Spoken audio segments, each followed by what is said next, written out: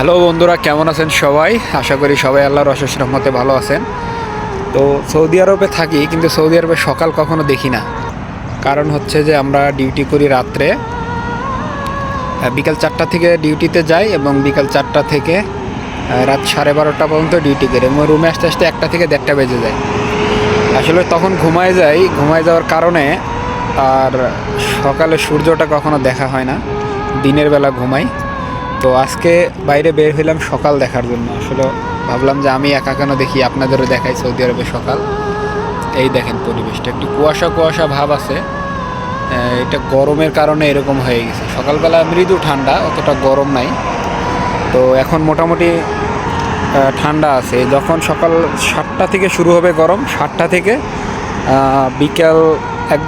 বিকাল পর্যন্ত একদম কড়া রোদ থাকে এবং তারপরে রোদটা একটু কমে, কিন্তু গরমটা প্রচুর গরম থাকে। মানে গায়ে যে বাতাসটা লাগে, সেই বাতাসটা মনে হয় আগুনের শিখা, এরকম গরম সৌদি আরবে এখন।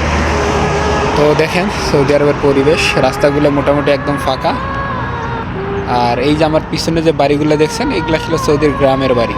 আমরা শহর থেকে একটু দূরে আছি, মোটামুটি শহর থেকে 30 কিলোমিটার বাহিরে আছি আমরা। তো এখানকার গ্রামগুলো একদম শহরের মতোই। গ্রাম বলতে ওই রকম গ্রাম না যে বাংলাদেশের মতো গ্রাম, ওই রকম গ্রাম না, এটা গ্রামটাও একটা শহর। তো দেখেন পরিবেশটা কত সুন্দর আজকে। আর রাস্তাগুলো দেখাই, রাস্তাগুলো মোটামুটি একদম ফাঁকাই বলা চলে।